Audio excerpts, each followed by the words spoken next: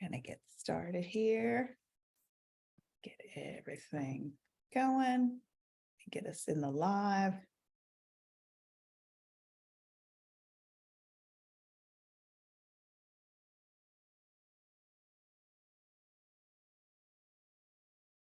Thank you for putting in your city and state. We are going to get started here. I'm hoping this will let us go on into the group so everybody else can kind of pop through when they. Okay, thank you very much.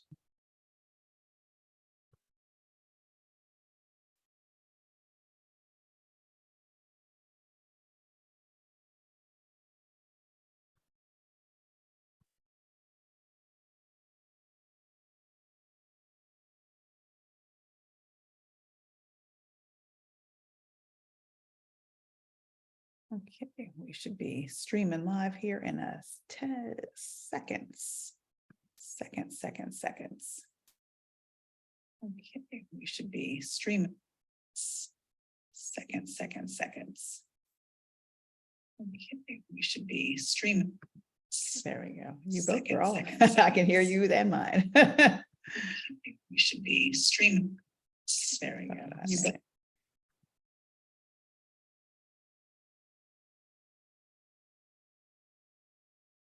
Okay. I think we should be all right here.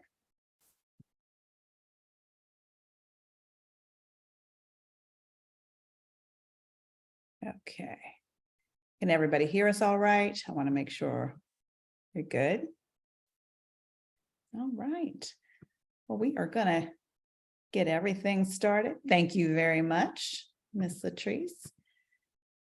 And welcome everyone. It's the 10K Projects Monday session, and you'll probably be surprised to just see me. Ms. Tawana is traveling. So as you know, she is gone to do her thing. That's her favorite thing to do, is travel. So you get me as your consolation prize. As I always say, I'm like the, lifetime supply of rice-a-roni or something. So you get me. So we'll hopefully make this go okay. And we have a wonderful guest. She is also a 10K project member, and she's been a founding member, actually, been here from the very beginning. So we would love to welcome Miss Monique Lisa, and she's going to tell us all about writing her legacy and all about her and all that good stuff. So, if you have any questions for her, please put them in the Q&A section or in chat. We'll try to get to them and make sure we have an engaging conversation this evening. So welcome, Miss Monique. How are you with the groovy glasses? We're working the glasses angle at this moment here tonight. Thank you so much for that introduction. Can you hear me well? Yes, ma'am. Awesome. Well, for those of you who do not know me, my name is Monique Lisa, and I am a writer, director, and producer of stage, film, and books. And yes, I am also a founding member of the 10K Project, and I am so excited just to see where it has gone and grown into. What drew me to the project was just the idea of all of us brown and Black and melanated people coming together to build business and do good business. And I think that was the first time I heard it. I was excited about it. And actually it was Black Mama Vodka, Vanessa, who was the one who told me about the 10K Project. She said, you have to be a part of it. And so when I came on as one of the founding members, I was super excited, started meeting amazing people. And from there, I feel like it's been 3 years now. Has it been 3 years? Yes, actually 3 years we've celebrated. I know it's like, again, March is our quote unquote official launching. We launched a little bit before then, but when we turned it over to the community. So it was, March of 2020 was an amazing time. So here we are. Yes. I do remember those meetings, lots of meetings. Yes. Yes, lots of Zooms, but it has been a great experience. I've gotten the opportunity to hear about so many different businesses and also attend pitch meetings, as well as to see people introduce new products and new businesses being started. So for me, I'm happy about that. This has been great. It's been really great. Yes. That is awesome. And we appreciate you for being a member. And like I said, we always say that these are the interesting people that you meet. We too meet you, wherever you are. We have so many people in the community that have amazing skills and talents. And we're always just amazed to see like who does what, and everybody's like, oh, I can do that. Or, oh, I've had some experience with that. And we see that throughout the community, even on the Bet on Black pitches, we always have somebody who knows something about that industry, even if we don't. And that's the greatest part about our community. We are so well versed in so many things. So we're here tonight to talk about your expertise in writing, which I think is a big, everybody wants to write a book. I've yet to meet somebody who says, like, only if I knew how to. And I've actually written, I would say I've participated in writing books. So I've done 3 anthologies over the past several years, and I love them, but it's always, that was my intro, I would say, getting my foot wet into it. I don't know if I could write a whole book, but I could write, contribute a story to a few of them. So that works. So tell us about that process of like, where do we get started if someone wants to write a book? Awesome. Okay, well, that is a great question, and congratulations on being a part of 3 anthologies, Thank because you. I feel like that's a good place to start to get your feet wet, and it gives you a real taste of, is this for me? And I Mhm. say not everyone wants to write 100 books, but everyone has a story to tell. And I feel like if you put yourself in a position to tell your own story, then you don't have to worry about it being told in a way that you would not be happy with or that doesn't represent you. I just finished a 6-part series called How to Write a Book and Market It After a Pandemic. And it did very well. I had 347 people show up for it. And it was awesome. It was awesome. And I That's a lot of always people. tell, yes, that's a lot. I have coached between now and from 2020 to now, I've coached over 3,000 people. And tell you the truth, every person is different. Every group is different. Every group has its own personality. You have people who are interested in just telling their family story. You have people who want to tell their own story. And then you have people who are telling other people's stories. And then you Mm. have people who just want to do a self-help book because there's a topic that resonates with them. And when that happens, I say that's an ebook, not necessarily a physical book, but that's an ebook, because an ebook is something where you give really succinct information. You've done your research, you're an expert. There's 3 kinds of experts. You have the results expert. That's someone who did something and they want to write a book about it. And then you have your interviewer expert. That's the person who will talk to other people and bring that information to the table, which is like 10K. You talk Mhm. to amazing people and then you bring it to the table and you share it with everyone else. And then you have the model expert. You have someone who just whatever they're doing in their life, they are a model or an example for other people. And usually that's a celebrity or someone who's done something amazing, and people will resonate with their story. So they'll tell their story. So you have those different lanes. But I always tell people the way you start to write a book is 1 word at a time. It's no different than the way you eat an elephant. 1 bite at a time. You take it 1 word. And I love the way that words go together. Words sound like music to me. So when I'm coaching someone, because I do private coaching, semi-private, and group coaching, and when I'm coaching, I always tell people, look at the words the way you want to see them orchestrated. Everyone has their favorite song. And when you have a song, when the intro is coming, you know when that bridge is coming, and you know when the chorus is coming. And think about your story like that. What is your intro? What's your entry point? Where do you want to start the story? Is it at 7? Something happened at age 7 and you want to share it. Was it as a teenager? Was it something traumatic? Was it something amazing to celebrate? So you always have to think of the entry point, and you just start 1 word at a time. And I love to coach people who they have an idea of what the story is, but they don't know how to start. And so we go on this journey, and I love to make sure that we're not forgetting important things that have happened in your life that you have to have in the story. So we talk about that as well. We talk Mhm. about what are some of the highs, major highs that have happened? What are some of the major lows? What's happening in between? What's the glue that's holding the story together? So I love to really get that opportunity to pick someone's brain and really see what story is it you want to tell and why. What's your big why? Is this Mhm. going to help a group of people? Is there a demographic? Is there a topic? Is there a subject? Is there location? Why are we doing this? And then when you figure out your why, those words come to you like rapid fire. when you really know what your why is. And then there are people who write books and they don't have that guidance and they're all over the place. And you can tell by the way that you're reading the book and That it's like, stream well, of wait, consciousness kind of comes through yeah, very clear. yeah. And that's when you really want to make sure you have someone that can look over your shoulder and say, hey, I love this idea. Put this in chapter 3, because chapter 3 really focuses on this topic. So if you put it in chapter 1, you're going to kind of throw your reader off. I always ask people to write with your reader in mind. Think about who you want to see sitting down in that easy chair, on that couch, on that chaise lounge, in that tub. Picture who you want to read this book. And when you picture who that person is, you'll be thinking about them as you are cultivating and you're curating that story. And that's so, so important.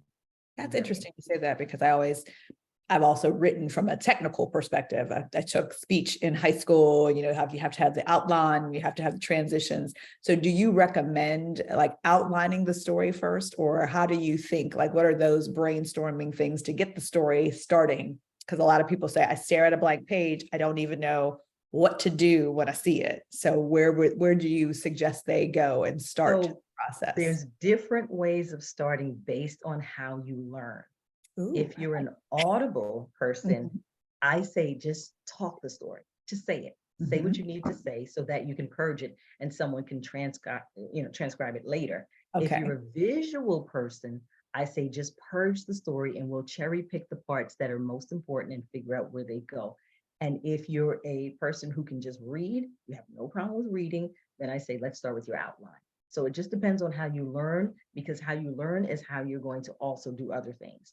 If Mhm. someone's explaining something to you and they don't show it to you, you hear them, but it's just words. But if they Right. show you, then you can figure it out. So I don't just go by like, just like a route way of doing it. I always try Mhm. to figure out, how do you learn? What's comfortable? Because you do have people who will lose interest quickly if you're not adapting to their learning style. That's so important. That's so, That so is, important. I think that is, and I think that's where people think that there is a one way to write a book or do There's anything. And I would say there's a no, multiplicity of ways to do it. You have to figure out how you want to do it. And then exactly, there's a way to make it, the synergy comes after that. Because I know when I started exactly. my book, that was my first thing too. I'm like, well, what do you want me to write about? I can write Right. about a lot of things, but again, once there is a continuity and with the framework in mind, and you said, but I love the fact that you said, talk about your audience, like who's going to read your book?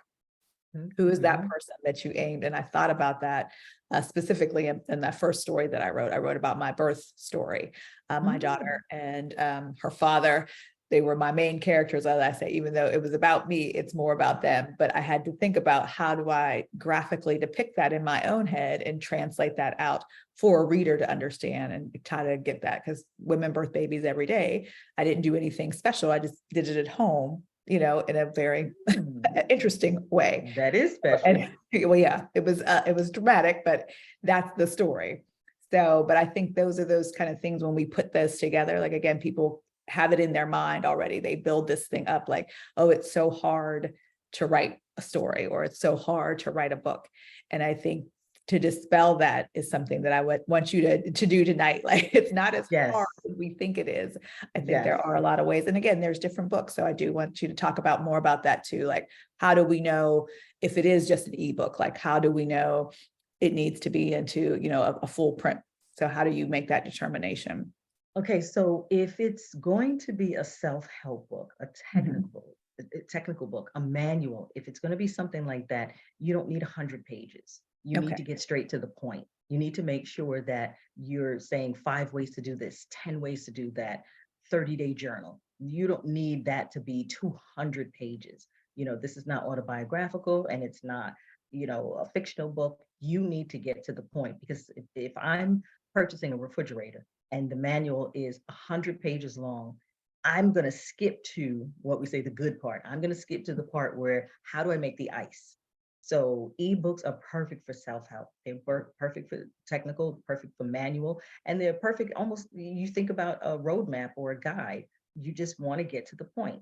Now, physical books, those anything from 75 pages up to 300, those are physical books. Those are books where you want to have a a guide in order to kind of get to the place where you want to be. I tell people all the time, Michael Jordan, in his heyday, one of the greatest basketball players we've ever had, he said he could not be who he was without Phil Jackson. So a lot of times we try to do things without a coach, without a guide, without someone that can say, this is the way you should go, or this is the way you should go, leaning another way, or without a mentor or without a coach. We need that. And then if you can do it on your own, what I find is that when you don't at least have someone that you can bounce ideas off of, you end up writing a book that's basically commentary as opposed to a story.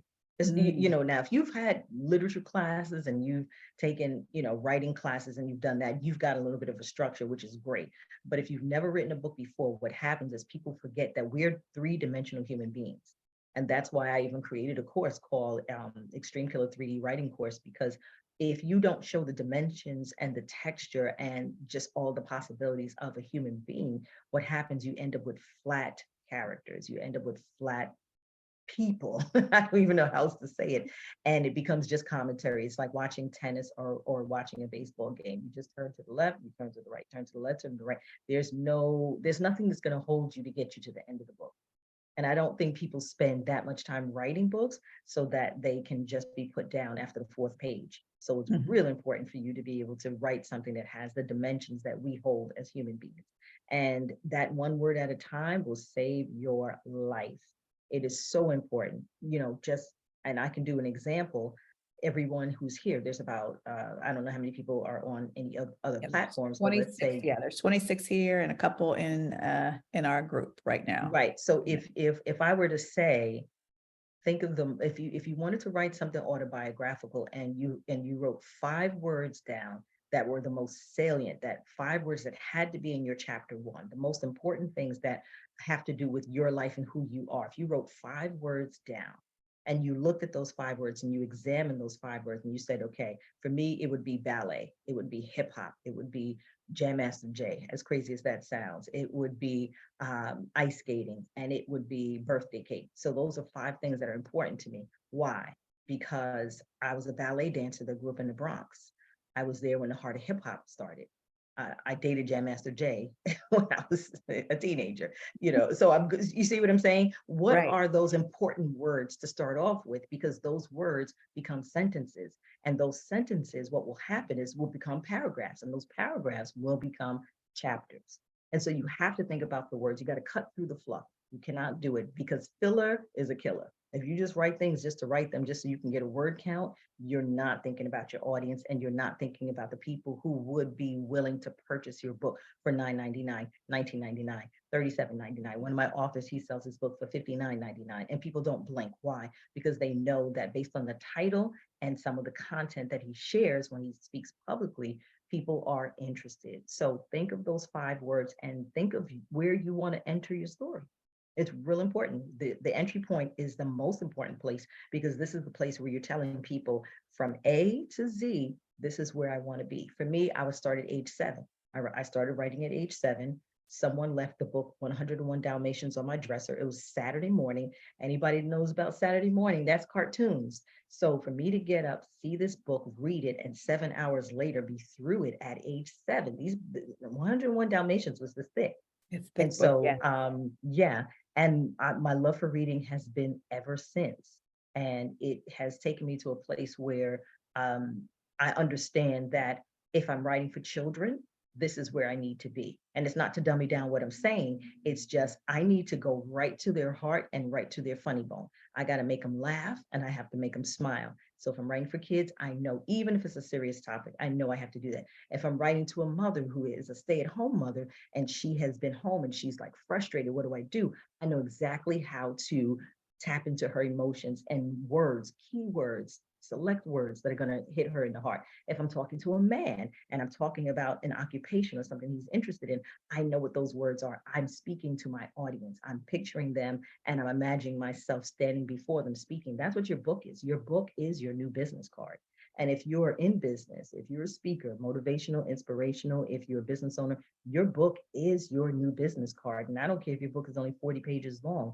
It's something tangible that people can walk away with and say, I know that I'm leaving this person in good hands, because you can't go home with everybody.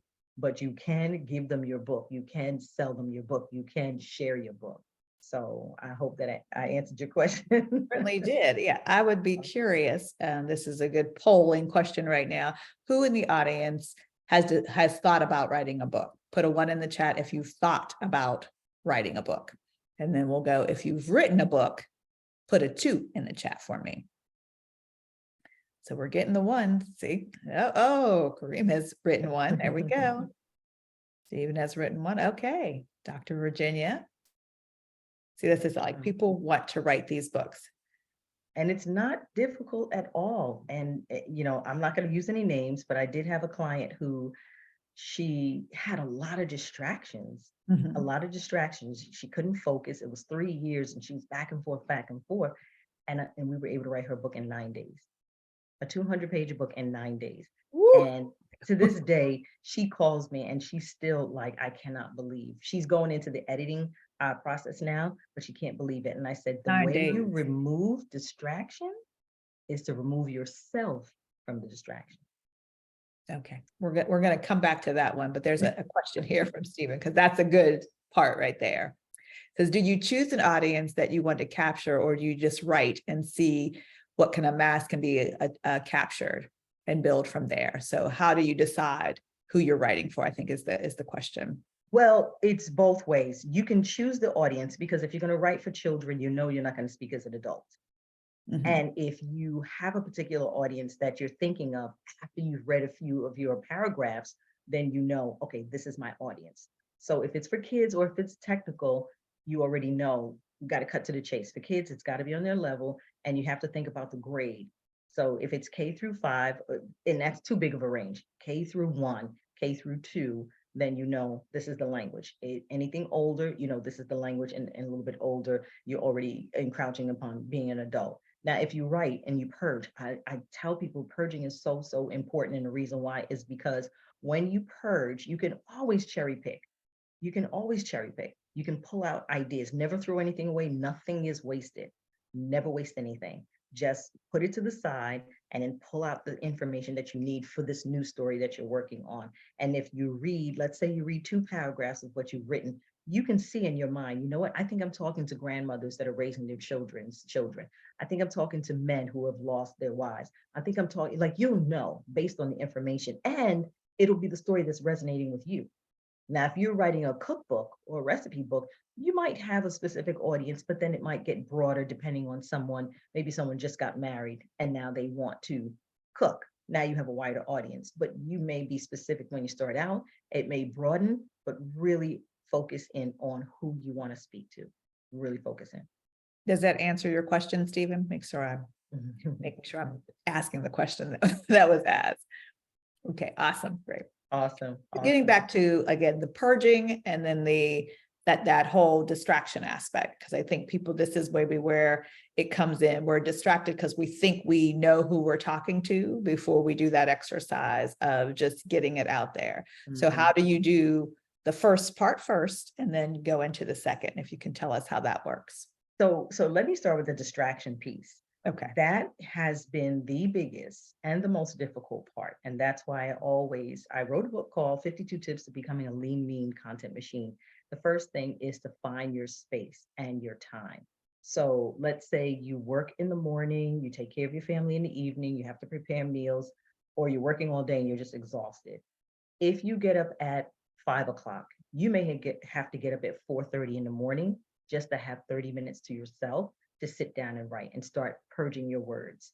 If you are a late person, you get home from work 7 o'clock and you go to bed, let's say you go to bed at 11, go to bed at 11:30, but from 11 to 11:30, start to write. Find those pockets where the house is the quietest, like the house is really now on chill mode. It's bedtime for the kids, or if it's just husband and wife, maybe they're going to do their thing, turn off the TV, set aside some time, get your I always say find your space.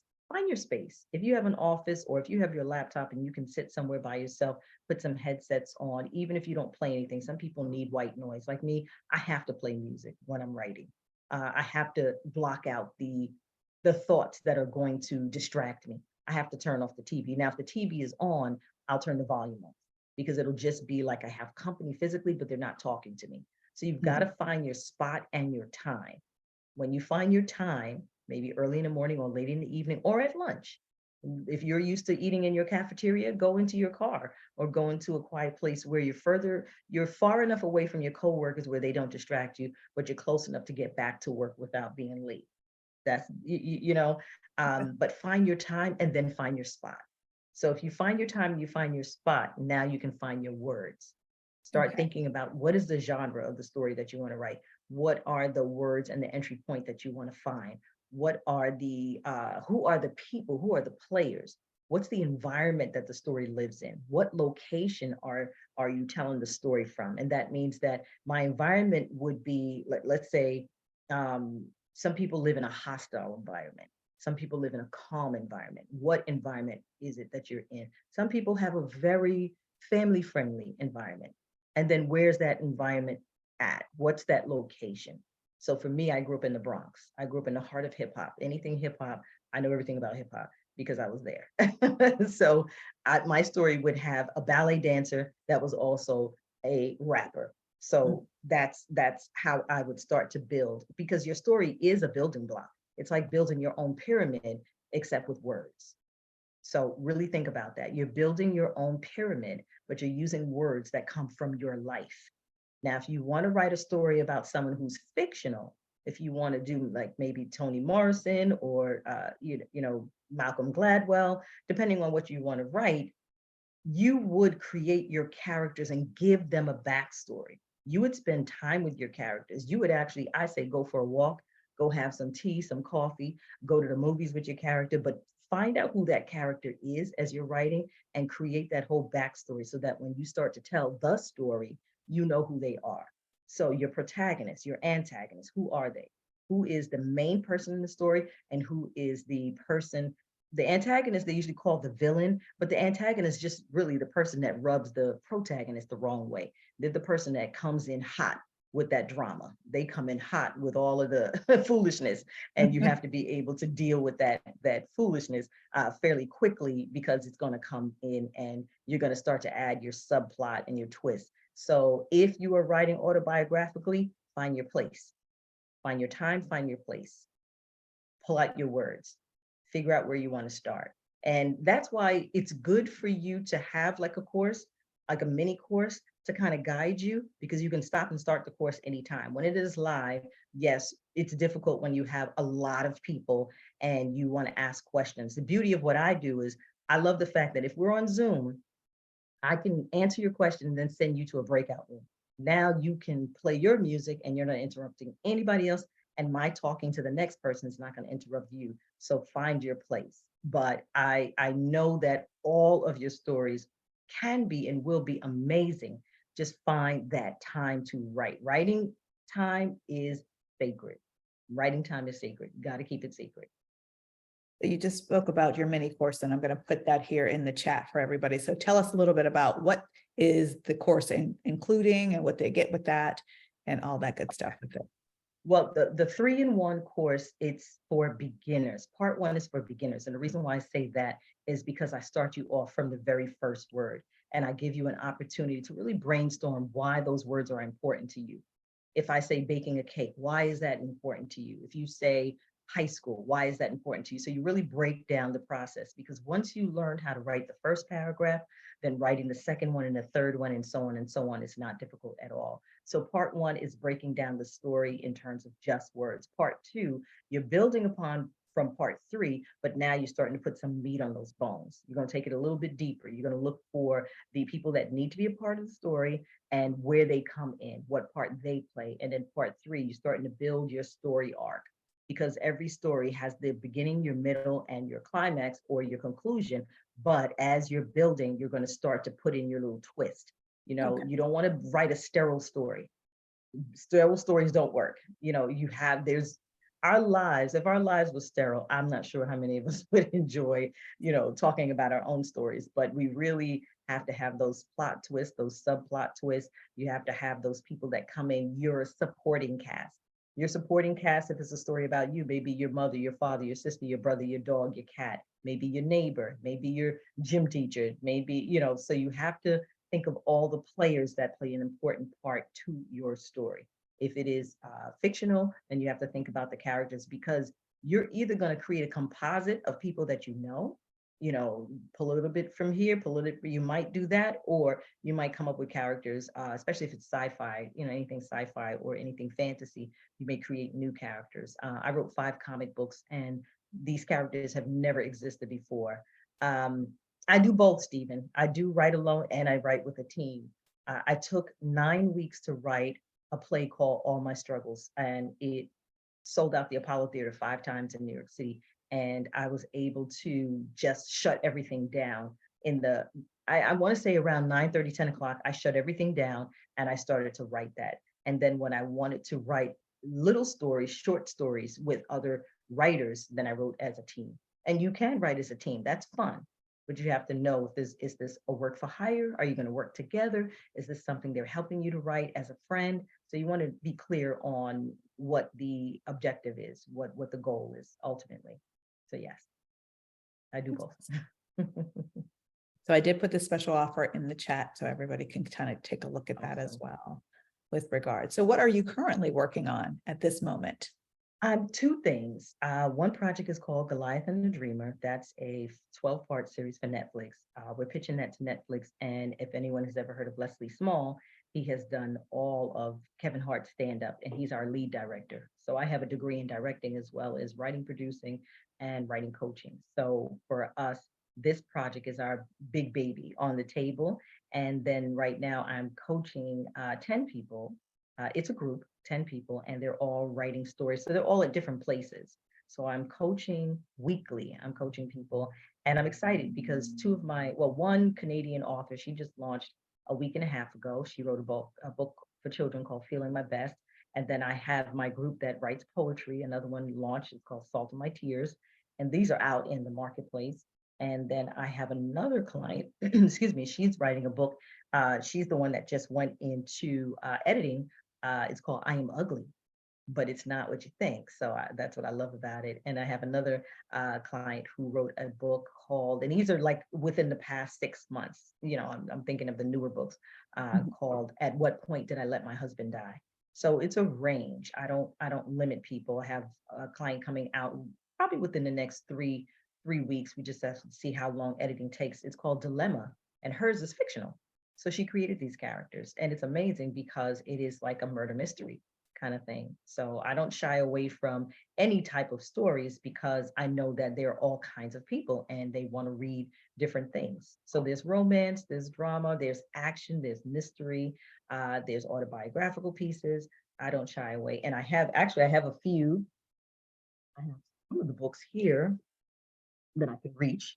I have a book. This gentleman, he actually took a bank in Africa that was dead for 10 years and revived it in 3, and it's the 8th largest bank.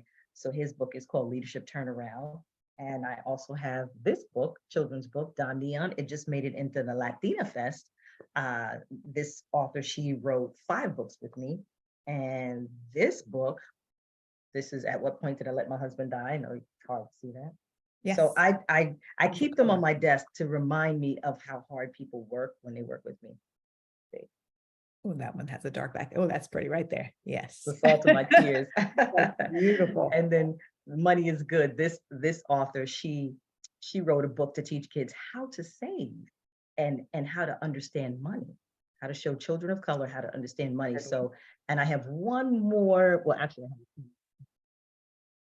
what I do is I let the author or the aspiring author tell me what it is that they want to write. So this book, Black on the Wall, is the first African-American father and son that was on the, they were trading on the floor in Wall Street on the stock exchange. First time ever, African-American father and son trading at the same time. And the son was the largest trader of the Enron stock, 145 million stocks with no mistakes, not knowing that stock was not good. But he had a flawless record for trading it. And then this book, Refused to Live Talented and Broke. So yeah, I've got my if you could see my desk, it is I'm surrounded by That's books. the kind of desk I want. I want covered with books. So it sounds like a winner. Yes, yes. So Now, do you also, not only do you teach people how to write, now do you help them also do the publishing portion of yeah. that process? So take us through a little bit about what that includes as well. So I teach the concept between the three. People don't realize there's three. There's traditional publishing, which you at that point you get a literary agent, and you can't as an unknown author just go and find a literary agent. So the best way to get a traditional publisher and a literary agent is to self-publish. And when you self-publish, you may find that someone comes knocking on your door, because this happened to one of my clients. He self-published his book, and he was someone who was a hostage negotiator. And so he decided to write a book when he was no longer doing that. And someone from Simon and Schuster found him and decided to publish him. So I always say, self-publish so you can learn the process, because you're still going to do the work. You still have to talk about your book. You still have to make sure that marketing is in place. Even though if you have a contract with a major publisher, you still want to negotiate an imprint deal, so that if for any reason you decide that you want to go another way, you still have your imprint on the book. So that's what we would consider a hybrid, where you self-publish, but you also are interested in a traditional publisher. So there's traditional, there's self, and then there's the hybrid in the middle. So for most people, if you are writing for the first time, it is going to be a little bit, depending on, I mean, relationships mean everything. So if you know someone that's in publishing and they love what you're doing, that is possible. But if you're new, you're just coming out the box, because two reasons why a book will sell: that you got a banging title, or people know who you are. Those are the only two reasons. And if you don't invest in your cover and make sure that it attracts the right audience, you're going to do yourself a disservice. So what we do with my company is, now if we finish writing a book and we talk about how you want to publish the book, we'll go through what the marketing means, what the advertising of that marketing. Marketing is just bringing awareness. Marketing is not advertising. Marketing is bringing awareness. Advertising, as though you're pitching it to people that you don't know, that advertising you want to translate into sales. But marketing is just awareness. Me telling you about these people, I'm marketing and I'm just bringing awareness. So no, I make sure people understand the difference between the three. So there's marketing, there's advertising, and there's sales. So we talk about, how do you want to do it? Do you want to do it organically? Do you want to do it through Facebook ads, Google ads, YouTube ads, Pinterest, Hulu? All of these places do it. Through libraries. We talk about what platforms, where do you want to see your book show up? Because if your book is showing up in the right places, you will get the sales. Now, Amazon is a great tool, but the only thing with Amazon is you do not get those emails, and data outsold gold. So if you don't have the data, you're giving away your gold. So if you do self-publish and you do collect that data, you can always circle back with your next book, or you can collaborate with someone who has a book and maybe have people pay you to also send their information about their books to your network. So I think it's very important to make sure that you have emails that you're harvesting based on the books that you are selling. So what we do is we will talk to our distribution. We'll talk to all the different outlets that we have contact with and relationship with, and we'll let them know, okay, this author's book is coming. This is what the genre is. Are you interested? And they'll let us know. So we will help you in that, in that lane, but we want to make sure that it's a good fit for you, because some people don't mind vending. Vending is a great way to keep 100% of your profit. So you just have to know, we talk about that. You just have to know how you want to promote the book, how you want the book to show up, and where you want it to show up. So we do. And what is vending? That's a good segue there. Vending, that basically, it just means that if there's an expo or a trade show or an opportunity to speak at a conference, you're bringing your book, you're setting up your table, or they may provide a table for you. You are setting your price and you're speaking to that open audience that may come by. A lot of people have, what do they call it? There's another word, not expo, but it's vending. They call it vending. I was trying to think if there was another name for it, but no, there's a lot of people here that have that interest, and so that was one of the things they had come up. And I love it. I absolutely love it, because I get to meet new people. I get to meet new people. So let's say someone is doing a fundraiser for a school and they say, I need vendors, and you come in with your book and you have a nice display. We're so, um, we're very adamant about your presentation, because if you are not set up properly, I think what happens, people don't tend to take you seriously. Like if Mhm. you don't have your stuff together, your table is nice, your books are stacked, your signage is clear, how to pay is clear, a little background on who you are, everything looks nice, it looks professional, people will come. And if you guys are like me, when I see somebody that looks like me, I automatically go to your table because I want to know what you're Yes. about. I want to hear your voice. I want to hear your heart. I want to hear your mission and your vision. So that's vending. Pretty much you're a vendor. You go to different places. You pay a fee anywhere from 75, depends, because in Jacob Javits Center in New York City, they do the Sister Circle and they do a lot of other events. To vend there is 1,500, and I believe it's for 4 days. But if you're smart, you go in with someone. So you both pay 750. You set your pricing where you make your money back first, and then you make your profit. So vending is a good way to do it, but you have to show up. You have to show up, and you have to speak directly to your audience, the people who you feel your book will resonate with. They will buy it, but you want to make sure you're putting out a quality product and you feel really good and you feel really proud at what you put out there. And that's going to draw the right people in because you're speaking to the right people.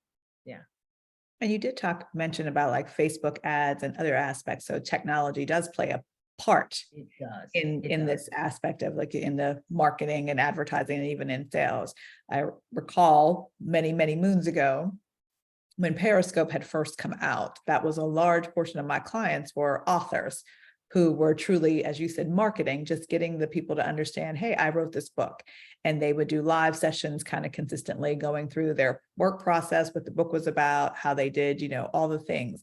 And it was a really interesting way because again, it was very new, but it was so insightful to have these authors come and tell them about the process. Like I found that even more fascinating than sometimes even the book. Because I'm like, now I got to read it because you told me you did all this stuff. And I wanted to see what happens. So now, is that a part that you always say is something that will still need to be, that you teach people how to do, or do you feel like that has gone away in some aspects? No, and the reason why, first of all, if you're writing a book and you want to sell your book, you have to also show up where your audience is. You have to know where they go to eat. You have to know where they go to shop. You have to know where they go for entertainment. And that's any product that's it's not exclusive to books. You have to know where your people are, and you have to show up when they show up. The beauty of social media is that people go on at different times. So a lot of times people think, oh, well, if I go on and my people aren't on, then they're not going to find me. No, you do have to be consistent. Consistency is key, and listening to your audience is key. If you are not listening to your audience, they are not going to purchase anything from you. And the reason why I say that is because if you know that people are saying, listen, this is what we want and this is when we want it, and you feel like you're the person to give it to them, then you have to do exactly. You sell by listening, you sell by listening, you sell by listening. Product, service, it doesn't matter. You sell by listening. And if you have a great product, show up where your people are. And then you want to part the Red Sea. You don't see, I do find that there are people who have complained to other people and say, oh, you're always posting what you're doing. You're always posting what you're doing. But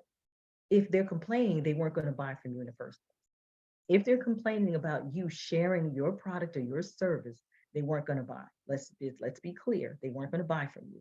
The second thing is when you don't show up, people don't know what you have. And if you want people to know what you have to show up, but don't just only show up when you have something to sell. I try to drill that into people. Show up regardless. Show up, go into those places where your audience is, comment on their different posts. When you comment on their posts, also like their posts. And what's going to happen automatically is they're going to go to your page, they're going to look to see what you're about, and they're going to want to buy from you. But you got to show up and show up authentically. Don't just show up again just to sell. Because either way, if your product is good, you're going to go from just people supporting you to people running after you to get what you have.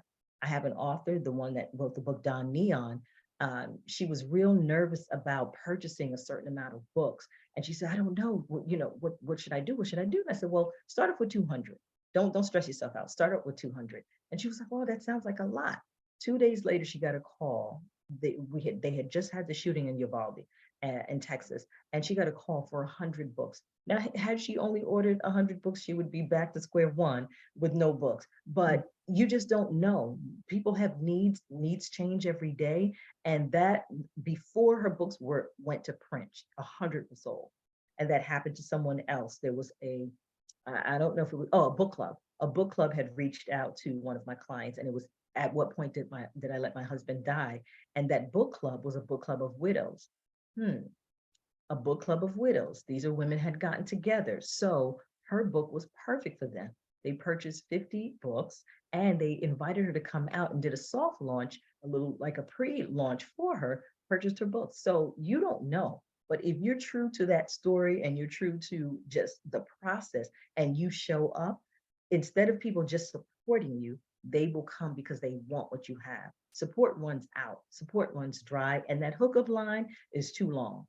Write that book authentically, and that audience show up where they are and they will purchase your book. Got it. I've been hogging all the questions, y'all. So you can feel free to jump in because I have a few more before we go and it's almost time. So if you have any questions, feel free to put them in the chat or the QA.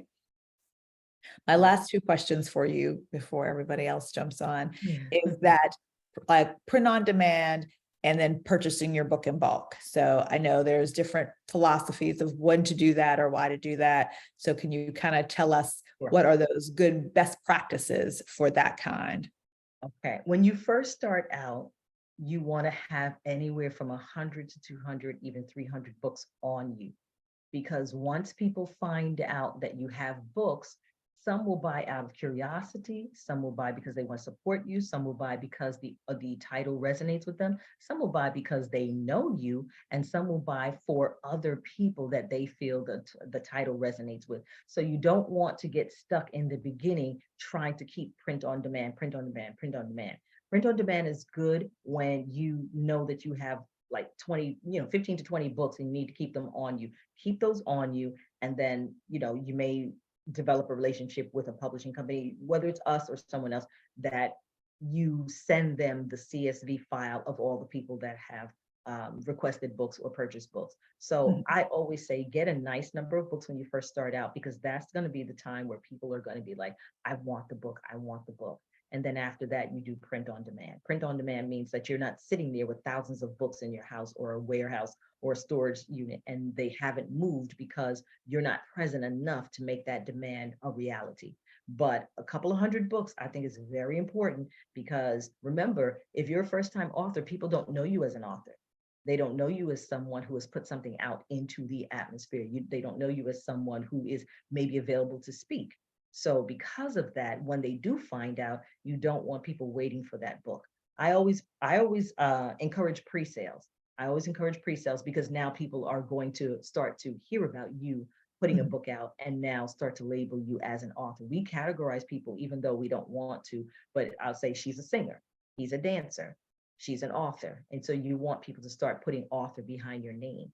And so if you print 10 books, and then you get an influx of 20 people, now they have to wait. And that excitement will wane, it will die down, because now they have to wait for you to now print and now for it to be shipped. And now, people don't like to wait. Amazon has spoiled people. I'm just saying. Amazon They have. You want it right then and there. Yeah, yes. The microwave generation that we live in. Yes. My final question for you for the evening is, AI is all the rage and a large amount of people are using it now from that perspective of writing. They feel like they can kind of just generate this text and make these books just out of thin air, which some people are doing very well. But I would like to know your take on how that piece of technology moving into that space, how is that impacting the writing in your business? Awesome question. Well, I think Chat GPT and my goodness, there's so many. I could name about 10. Yes. I think if you're doing a book that is a technical book, a manual, a self-help book, where you don't have to have real life case studies, research and development that you've done on your own, that's fine, but you still have to vet it. because there are different types of software that if your book were to be put into that software, it would say that your book was plagiarized. People don't realize that. You have to make sure that you vet the information that you go in. Let's say that ChatGPT spits out something that gives you maybe 3,000 words. You still need to vet that information to make sure it's correct. And I know people who don't do that. So, but if you're doing your own life story, you can't use that. And if you're writing a story about someone else's life, you can't use that. And the reason why is because there's no heart in that. It's just words. And ChatGPT and those other OpenAI platforms, they're not smarter than us. They're just harvesting the information that we've already put in. So we're there, it's just regurgitating the information that we've put in. So yes, it'll make the process faster if you just need 10 points, nothing having to do with a human experience, it's fine. But if you're going to, if you plug into ChatGPT, what happened to me at 7? Yeah, that's not going to work. You have to actually say what happened to you at 7. If you want to ask it how many rings are around Jupiter, then that's different. And that's not information that anybody else can't research on their own. But if you're talking about a human experience and real life stories and that texture and that dimension, you got to do the work. And you have to be able to understand that people are going to check, because plagiarism laws are coming out, and ChatGPT, basically OpenAI, it is our information repurposed, regurgitated, which is fine. But if you're telling a real story, you're going to have to do the real work. Yeah. Great. Thank you for that. Any other questions before we wrap this up here? I want to be very respectful of your time, even though I have no idea what time I'm in. I'm still working on this, like looking, I feel like I'm late and I'm still early. And in the meantime, while if questions are being asked, I just wanted to maybe speak to the heart of the person who really, really wants to write a book. Just think about, just think about the story that you want to tell. And when you think about the story that you want to tell, think about all of the people who are waiting on you to tell that story. I find that a lot of times people procrastinate not because they don't want to do something, it's because they don't know how. And when that mystery is removed on the how, they start to take those baby steps.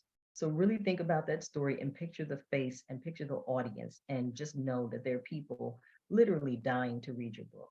And I found that out quite recently. So if you know you have a powerful story to tell, you know you have something interesting to say, you know you have a children's book on the inside of you that you really want to share, do yourself a favor and have a conversation with yourself, because only you know what's in your heart, what's in your mind, and what story you want to tell. And no one can tell it like you.